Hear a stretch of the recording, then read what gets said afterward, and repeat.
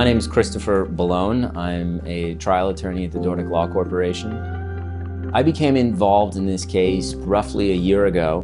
Russ, who's a fantastic lawyer, and came to us and told us about what I always thought was a fascinating case. Russ Ercolani. I am the owner and principal attorney at Westlake Injury Law. The plaintiff was referred to me, and I met her and her husband. What happened is a really nice family, a really nice husband and wife in Ventura County bought a brand new RV, and our client trips on her way down the stairs, reaches for what they call the assist bar, and it rips out of the wall, which should never happen. She slammed her head on the concrete, fractured multiple bones in her face, her orbital bone, her cheekbone, and suffered a brain injury. Then medically it becomes a little bit complicated. She had a surgery that went wrong after that to remove fluid from one of her sinus cavities. That led to her becoming blind in one of her eyes. To be beside the family through that process and to be getting those calls as it was happening was horrific. And it made me that much more committed to making sure that we accomplished justice. This was incredibly unfair. It was incredibly sad. It should have never happened. We knew that we were going to need to do some serious discovery, get experts involved to really dig in and figure out what happened. There was a lot going on in this case. There were a lot of obstacles on liability, on causation, on damages. We had to prove that this company, that all they do is make RVs for many years. They make RVs, and that they did the simplest thing wrong in a negligent way.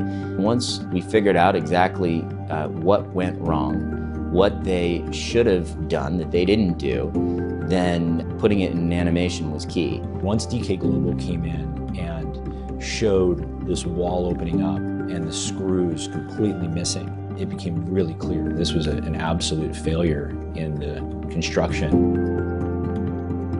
The most difficult part of the case was causation on our client's right eye blindness. That's part of the reason why it was so important that we had great evidence, great visuals, and a great animation. And we did that through the meetings with DK Global, through the meetings with our experts, through bringing them together. We found a way to make it easily understandable to a jury.